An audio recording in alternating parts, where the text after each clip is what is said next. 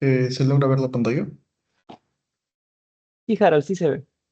Perfecto, chicos, ¿cómo están? Muy buenas tardes. Entonces, para continuar con el curso, pues básicamente vamos a hablar acerca de todas las infecciones de piel que he podido recopilar. Básicamente son las más frecuentes.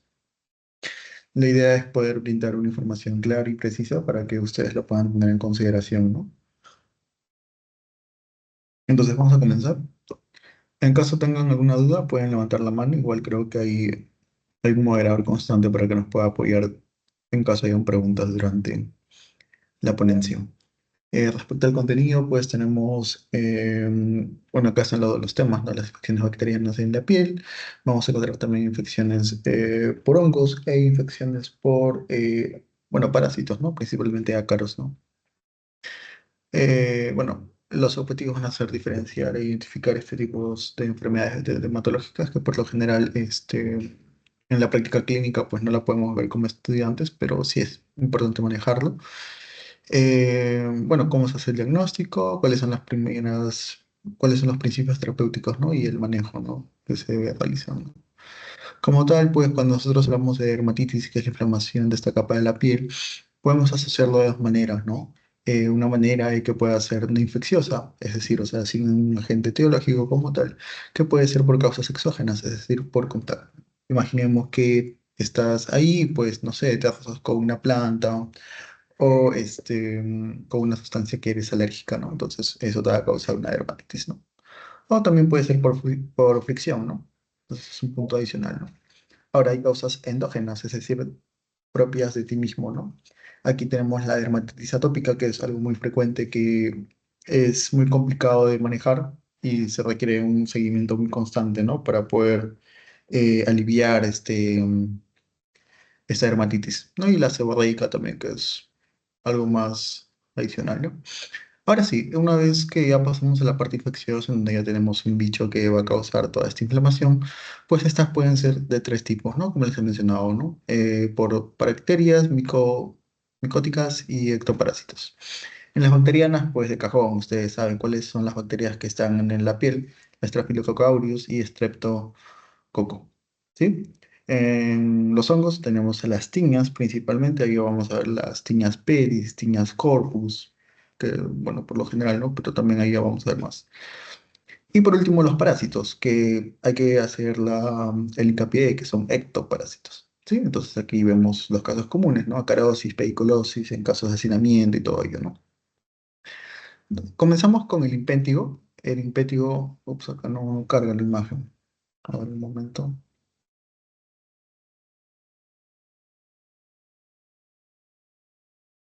Uy, no sé por qué no carga la imagen.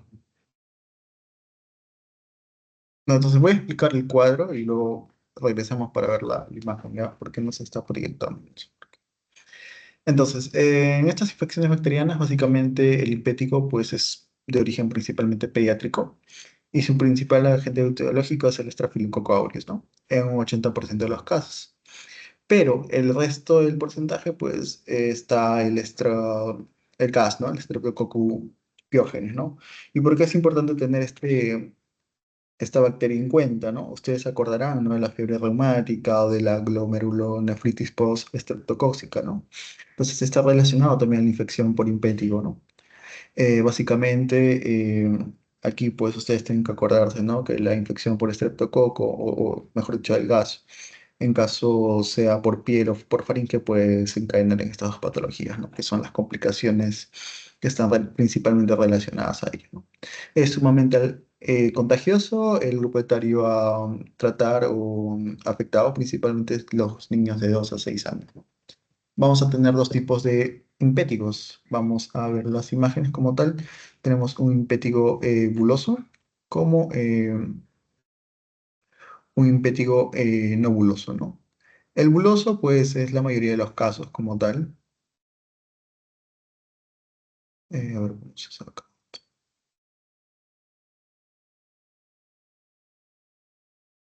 A ver, un momento.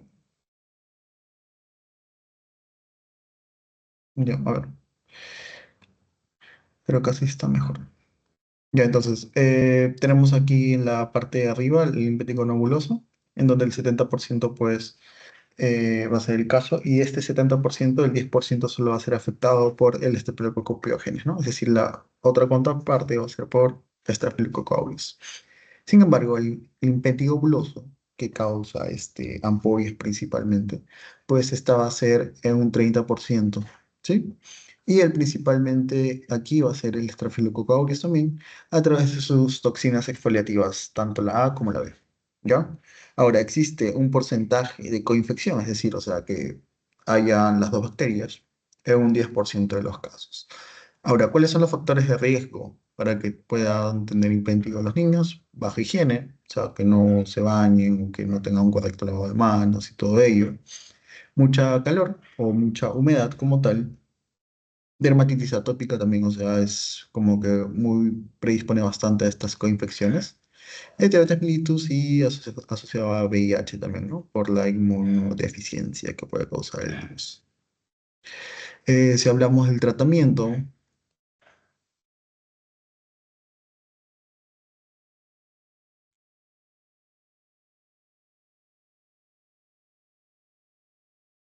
qué raro, ya ahí estamos. Y ahora sí ya cargado, pero ya, continuamos. Si hablamos de infecciones, no, aparte ya del diagnóstico, pues en el caso de la nebulosa, esta se va a diferenciar principalmente por la ubicación de las heridas, ¿no? De los síntomas, de los signos, ¿no? En este caso, pues aparece en la cara, alrededor de la boca y la nariz, como pueden ver en esta imagen. Y en las extremidades, pues puede haber la presencia de pápulas, vesículas, que van a estar rodeados por edema traumático. Aquí algo característico, lo que pueden ver en esta pantalla, es la costra mielisérica, que es, bueno, al momento de sanar, pues no deja lo que son las cicatrices, que es algo que no afecta, ¿no? En la estética, ¿no? O en la conformación de la piel como tal, ¿no? Y sí, es muy pruriginoso como tal, ¿no? En cambio, el buloso, a diferencia del no buloso, esta sí ya te sale en el tronco, o sea, en la espalda, en el abdomen o en el pecho, ¿no? Y en extremidades superiores principalmente, ¿no? Estas sí ya forman vesículas, ya no son solo costras y van a formar ampollas muy grandes como tal, ¿no? Que si en caso se revientan o explotan, pues pueden ser ya formar costras como tal, ¿no? Y bueno, está asociado a fiebre, ¿no? No en la mayoría de los casos, pero sí puede estar asociado, ¿no? El tratamiento principalmente es lavado con clorexidina, que ya lo conocemos, y pues posterior a eso va a depender, ¿no? Si es leve o severo. Si en caso es un nóbuloso leve, se aplica mupicorizona 2% tópico o ácido fusídico, ¿no? Pero es importante mantenerla, el lavado con clorexidina al inicio, ¿no? Si en caso es severo o si en caso es un ectima o es un buloso, ectima ya es la infección a nivel no solo de epidermis, sino también de la dermis, ¿no? Acá sí ya se requiere un tratamiento oral, puede ser una cefalexina o una dicloxacilina como tal, ¿no? Entonces, aquí pues el tratamiento va de la mano también con la consejería, como tal, pues acá se han mencionado ya los factores de riesgo que están asociados, principalmente los ambientales, ¿no? Como el calor, humedad o la baja higiene. Entonces, es algo que también se debe corregir y se debe educar, tanto al niño como a la madre, ¿no? Que lo trae a consulta, ¿no? Para que puedan tener mucho más cuidado, porque el problema de esto es la posterior infección de la herida también, ¿no? Que causa más problemas. Pasamos a la segunda patología, que es la foliculitis, o bueno, el forlúnculo y el carbunco. La foliculitis, como se menciona ahí, es la inflamación o la infección superficial del folículo piloso, ¿no? Ustedes saben, ¿no? El vello, los vellos que nosotros tenemos en todo nuestro cuerpo, pues nacen a través de los folículos pilosos. Entonces, imagínense la infección de este folículo. Eso se denomina foliculitis. ¿Ok? Ahora, respecto al folúnculo, pues ya es una foliculitis más profunda, ¿no? Es decir, que compromete a la dermis, ¿no? Es decir, el absceso llega hasta esta capa de la piel. Y el carbunco, perdón, es una foliculitis confluente, es decir, puede haber necrosis, pero sí o sí vamos a encontrar absceso, ¿no? Estas infecciones es frecuente en contrapápulas, pústulas, pican bastante, es decir, son pruriticas y van a tener pus, ¿no? Obviamente. Tratamiento, obviamente, si hay pus, pues vamos a tener que drenar. Es por eso que es importante la decisión y el drenaje, ¿no? También se aplica antibiótico terapia en el caso de los casos leves, van a tener cefalexina y los casos ya moderados a severos, doxiciclina. ¿Ok? Igual aquí, pues la infección principal es Staphylococcus aureus y estreptococo.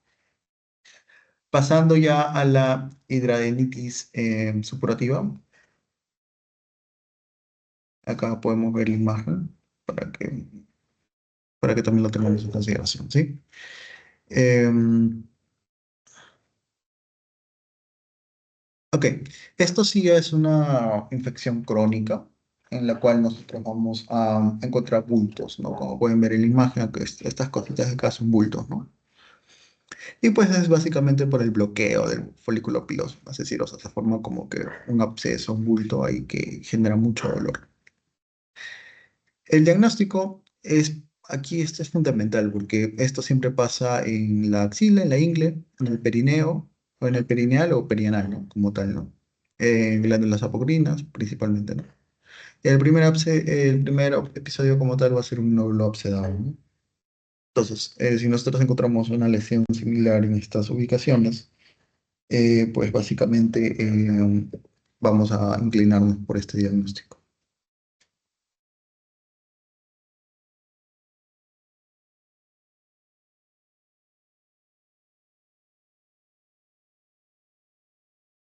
Y tratamiento, pues obviamente, en primera instancia, limpieza, y se aplica en este caso clindamicina tópica, ¿sí?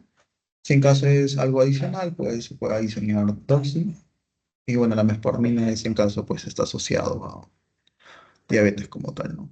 Los estadios van a ser importantes, porque eso va a depender si aplicas clinda o doxy como tal, ¿no? El estadio uno es la formación aislada o múltiples abscesos, aislados sin cicatrices o fístulas. En el nivel 2 pues ya tenemos como tal abscesos recurrentes, es decir, o sea, que constantemente, o sea, se drenan, se vuelven a llenar de pus, se drenan, se vuelven a llenar de pus como tal. Y acá sí vamos a encontrar las fístulas, ¿no? Que es la conexión de un epitelio al otro. Y bueno, también cicatrices. Y el 3 es la que es 3, obviamente, son múltiples abscesos y fístulas interconectadas por toda el área y presencia de cicatrices como tal. Es decir, o sea, es un episodio más grave, ¿no?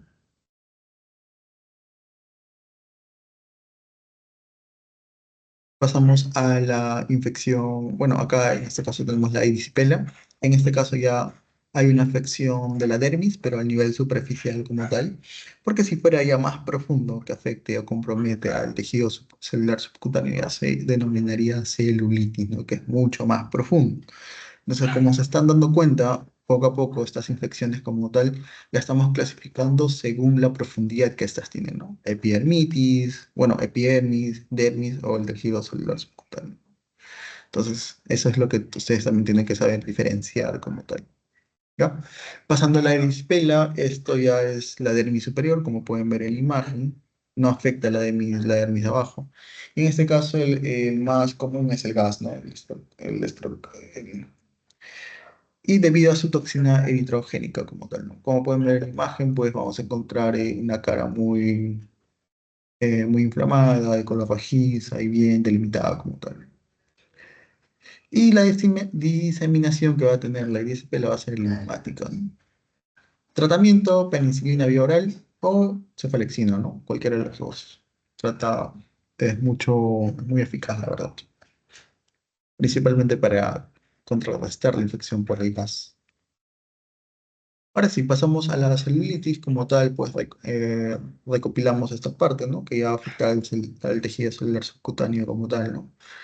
Y pues en este caso ya es una infección, ¿no? De la dermis profunda, el tejido celular subcutáneo, factores de riesgo como tal para adquirir celulitis, tener ya heridas o patologías previas como pie de atleta, heridas, lesiones en la piel, insuficiencia venosa, diabetes mellitus o alguna alteración linfática, ¿no? Que van a comprometer aún más a tener celulitis, o a esta infección como tal, ¿no? Que sea profunda. El más pro- el bicho más frecuente es el estreptococo y a veces el Staphylococcus aureus. Y ¿cuál es el diagnóstico diferencial principal en este caso? Es erisipela o fasciitis necrotizante, ¿no? Acá básicamente va a depender si traspasa al fascia, o sea, se afecta la fascia, pues va a ser una fasciitis. Y si en caso se mantiene en la dermis inferior, o en la dermis superior, perdón, mejor dicho, vamos a hablar de una erisipela, ¿no? En el diagnóstico, pues la celulitis es caliente, por si lo han visto, lo han podido tocar. Hay una sensibilidad muy dolorosa, el eritema es muy localizado y pues la sensación de que está hinchazón muy grande, ¿no? Está acompañado de fiebre.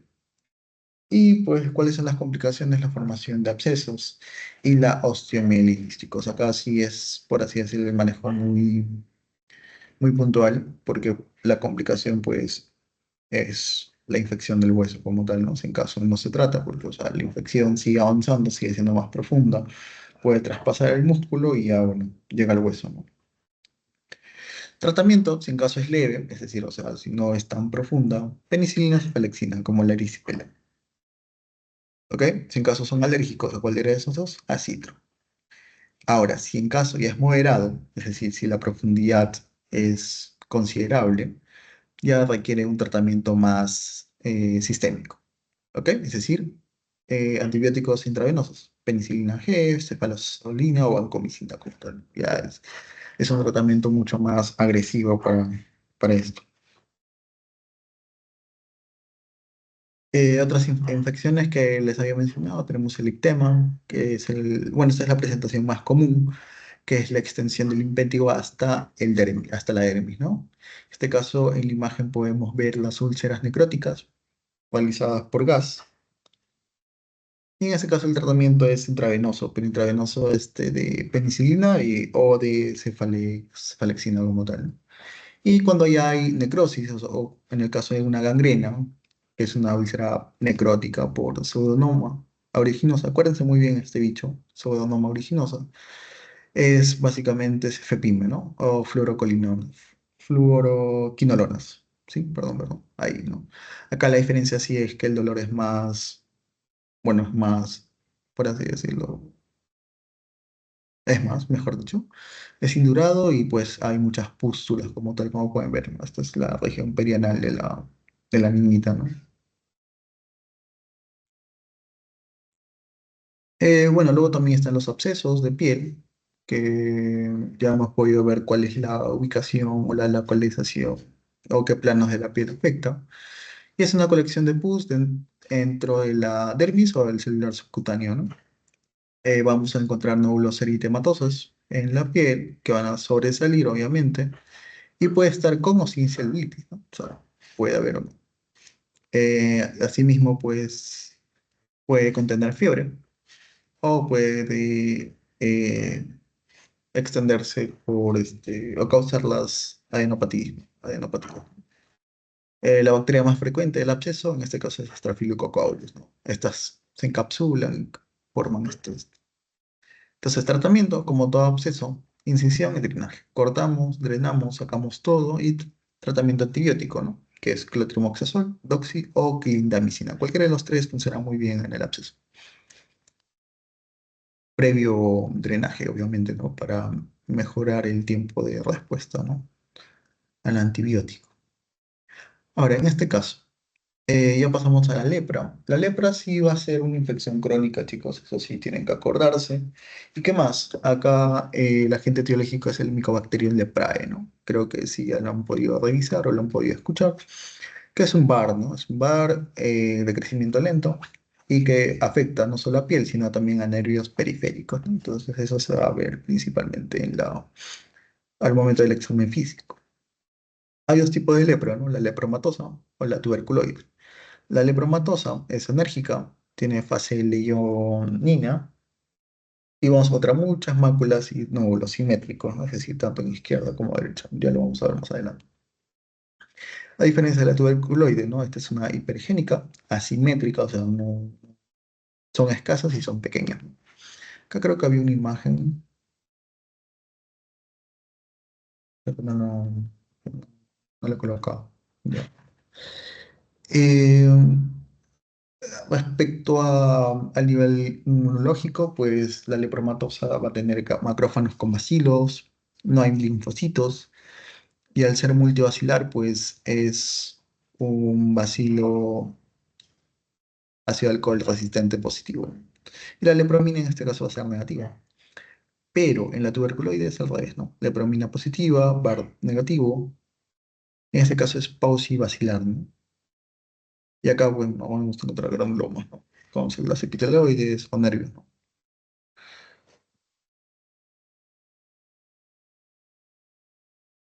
El tratamiento, según la OMS, pues va a depender, ¿no? Si es tuberculoide o lepromatosa y pues la duración también, ¿no? Si es tuberculoide, se le da Dapsona o rifa, perdón, durante 6 meses. En el caso si en caso es lepromatosa, se da Dapsona, rifa y clofazimina, ¿no? Durante un año. Ahora sí, pasamos ya a la parte de los hongos. Acá no es infección bacteriana, sino ya serían infecciones micóticas.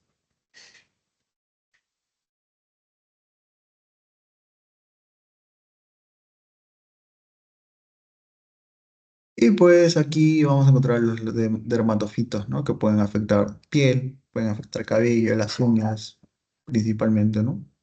Y pues va a depender el género, ¿no? Pueden ser Triptophyton, Microsporum, Epidermophyton, ya lo vamos a ver más adelante. Esta es una pequeña clasificación en una tabla para que sea mucho más fácil de entender.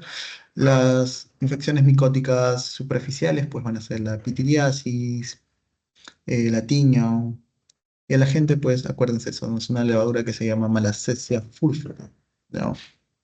Ese es el agente etiológico. Si en caso afecta mucosas o cutáneo, pues puede deberse a los dermatofitos o a la candidiasis. ¿No? Acuérdense, la candidiasis, el principal agente es la albicans, pero las no albicans son las que generan más malestar en el paciente, ¿no?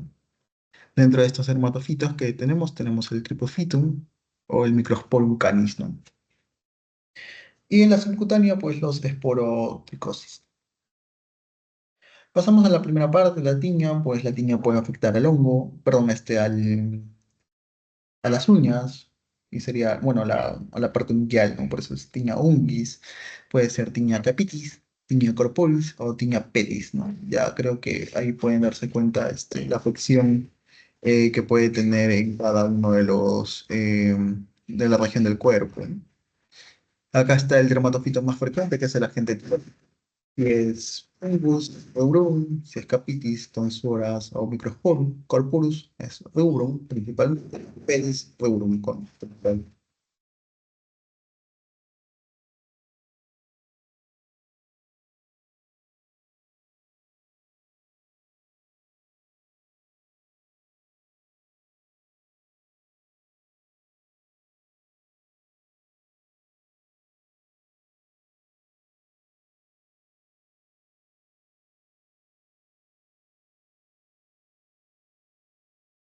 Ya chicos, disculpen, continuando, pues el tratamiento pues va a variar de acuerdo a qué tiña estamos,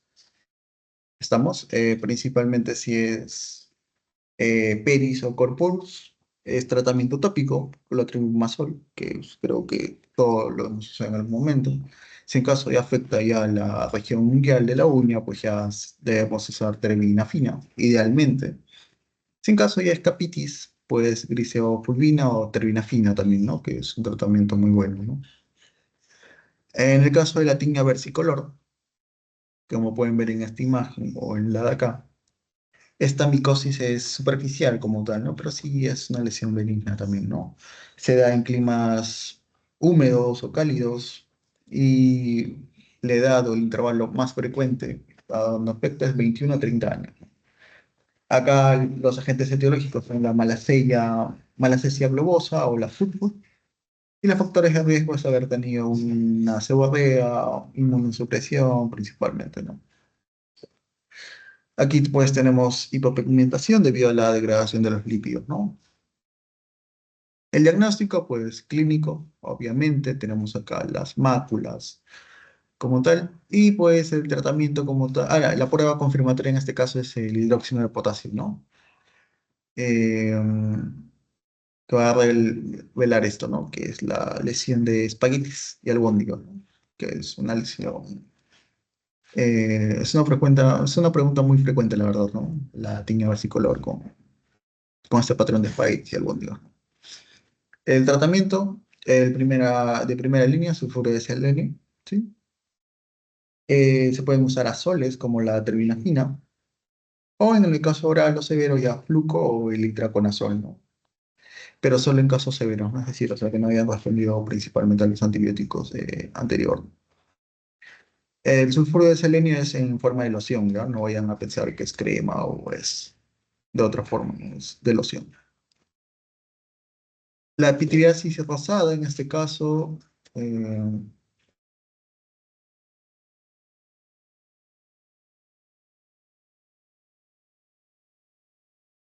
a ver, un momento, voy a actualizar la página. No sé por qué no cargan las imágenes.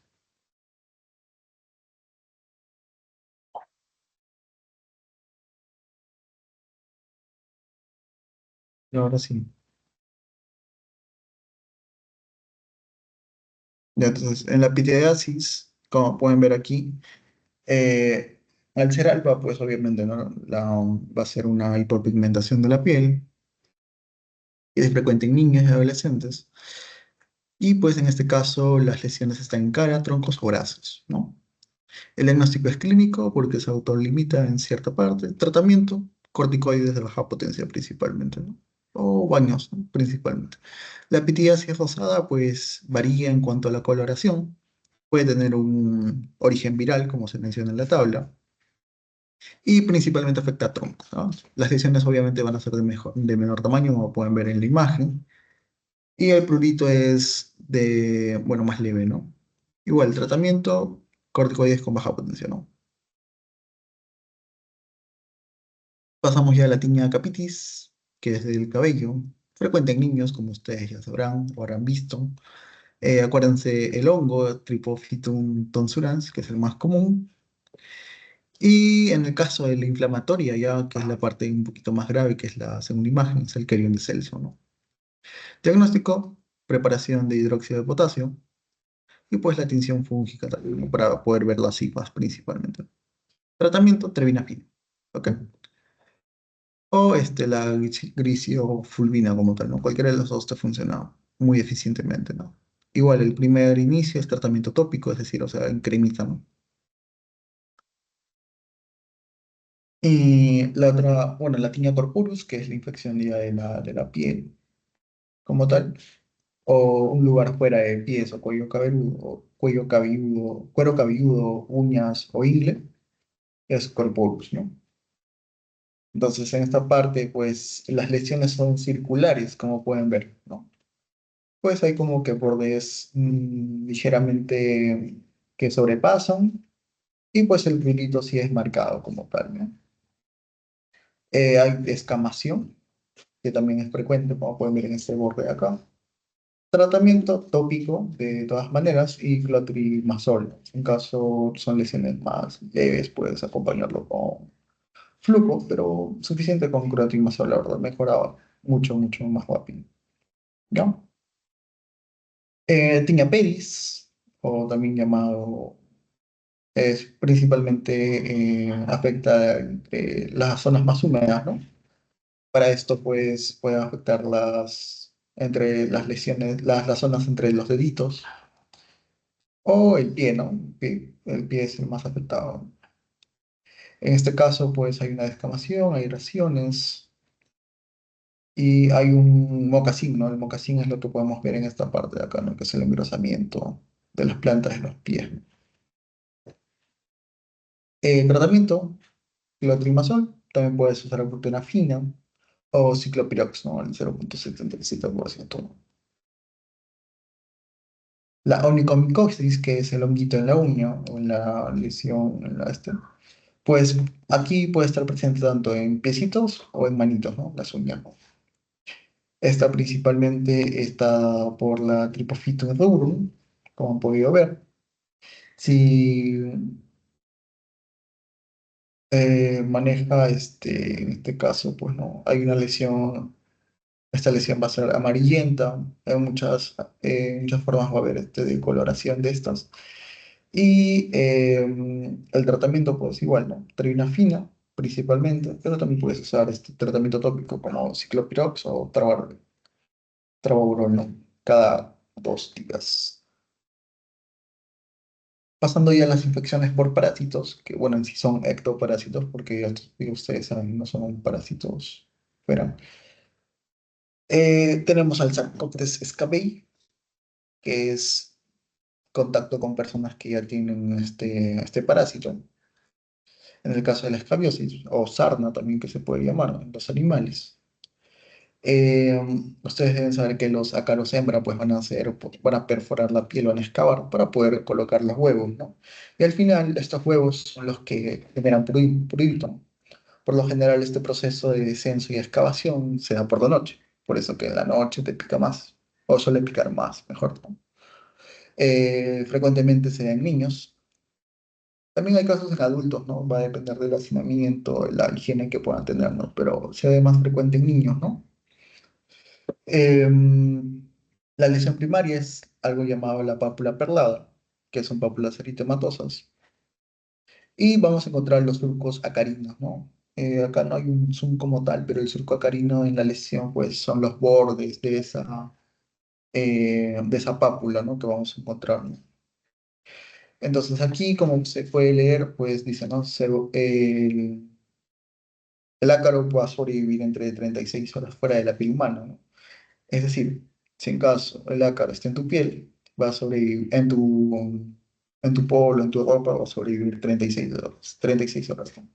Por eso acá hay medidas, ¿no? No solo el tratamiento tópico, ¿no? También hay otras medidas como hacer el planchado de la ropa, la ropa y exponerlo al sol, eh, el cambio constante de la almohada, o sea, de la cubre almohada principalmente, ¿no? La incubación de los ácaros son de 3 a 6 semanas, ¿no? Y es probable que, si bien es cierto, tienes un tratamiento, pero si te vuelves a reinfectar, la reinfección no es al instante, ¿no? Sino que puede volver a aparecer entre 4 a 6 semanas, como pueden ver acá, ¿no? Y es por eso es importante, ¿no? Que eliminar cualquier lugar en donde se haya realizado o haya sido el origen de la infección, ¿no? ¿Ok? Diagnóstico, pues, este es el surco acarino, ¿no? Que les mencionaba hace poco. Principalmente zonas donde hay mayor humedad, muñecas, pliegues interdigitales, los genitales, puede ser tanto a nivel del escroto o del pene, y pues la piel, ¿no? A nivel de la axila o de los glúteos, ¿no? También. Zona periumbilical y pues tanto codos, ¿no? Codos, rodillas, ¿no? Que también son zonas en donde pueden haber estas infecciones por ácaros. En recién nacidos es frecuente encontrarlo en la región palmar, en las palmas de las manos o en las plantas de los pies. Y pues un ácaro así, por así decirlo, adicional a esto es la sarna noruega. Esta es la sarna más severa y, bueno, causa esta severidad obviamente debido a la inmunosupresión del paciente, ¿no? Y esto sí es diseminado, ¿no? Obviamente, ¿no? Acá el manejo es con ivermectina principalmente, o sea, porque con ivermectina no se controla. La sarna nodular va a ser una reacción de hipersensibilidad localizada de los ácaros. Estas sardas nodulares, por así decirlo, no terminas la infección, o sea, terminas de controlar la infección, sea con permetrina o con eh, la solución o con la loción que te dan. Y muchas veces puedes controlar la picazón, ¿no? O el prurito, ¿no? Pero se generan estos nódulos post, eh, post-tratamiento, ¿no? Entonces estas son reacciones de hipersensibilidad tardías, ¿no? Que se generan por la presencia de huevos principalmente, ¿no? Entonces para eso se recomienda, ¿no? La aplicación de premectina semanalmente, ¿no? Según la guía que se menciona. Y pues el diagnóstico también puede hacerse por demoscopía, que es la detección de los ácaros o huevos en la lesión como tal. Tratamiento, como ya les he mencionado, tenemos la premectina tópica, que es una cremita que se aplica. Lo ideal aquí, la indicación que se da a los niños que se cura de la crema de pies a cabeza, o de cabeza a pies, ¿no? Que es lo mismo. En el caso de la ivermectina, al ser oral, pues acá va a depender de la presentación, ¿no? Si es en gotas, que creo que es la presentación más frecuente que hemos podido ver incluso en la pandemia, va a depender del tamaño, del peso, ¿no? El peso del paciente, ¿no? Si es niño o si es adulto, ¿no? La cantidad de gotas que se le va a realizar. En el caso del Lindan es una loción al 1%, que se aplica igual, ¿no? En las noches de preferencia, idealmente no tienes que tener algunas lesiones, porque si no eh, hay una reacción alérgica, me imagino, o hay dolor, o irritación, mejor dicho. Y pues es pos una ducha, ¿no? Te bañas y te aplicas la loción, ¿no? Esta loción debe ser retirada al día siguiente en la mañana. Otra vez, obviamente te vuelves a bañar y se aplica por 3 días seguidos. Y bueno, con eso se supone que matas al parásito, ¿no? Pero puede haber casos de reinfecciones, por eso tratar también o lavar toda la ropa, plancharla y todo eso. Sí, entonces esos son también muy frecuentes, la verdad. Ahora pasamos, dejamos a los ácaros y pasamos a los piojos. Los piojos, pues la infección en este caso es pediculosis. Eh, Imagino que si hay piojos es porque la higiene personal de los niños es poca en casa. Entonces, esta pues ya afecta no solo al cuero cabelludo, ¿no? Sino también a todo, ¿no? O sea, genera un prurito que el niño, pues obviamente, como ya se imaginan, debe estar rascándose la cabeza constantemente. Y el diagnóstico es visual, ¿no? Ustedes van a ver liendres o los piojitos como tal en el cabello, ¿no? Tratamiento, en este caso, son los piretroides, el malatión, que es en champú, o incluso ivermectina, ¿no? Pero igual acá el aseo o la limpieza pues va a ser fundamental también, ¿no? Para evitar de infecciones, ¿no? Y formar un hábito en el niño o en el paciente, ¿no? Una educación como tal para evitar futuras infecciones, ¿no? Ahora, lo malo de esto es que cuando hay o se identifica un caso, es, por ejemplo, ¿no? En los jardines, donde están los niños, se debe tratar de avisar, ¿no? A la persona que está a cargo, en este caso la profesora, ¿no? Para que también, o sea, pueda estar en contacto con los demás niños y poder ver si alguien más tiene la pediculosis, ¿no? Y bueno, eso, bueno, voy a colocar las referencias, pero sí son sacadas de este libro. Que lo he colocado todo en tablas y he colocado las imágenes para que puedan complementarlas también, ¿no? Entonces, eso sería todo, chicos, la verdad. He abordado las principales patologías. Entonces, creo que pasamos con la ronda de preguntas, creo. Alex, ¿me avisas? Sí, creo que sí, Harold. Sí, ya pasaríamos a la ronda de las preguntas.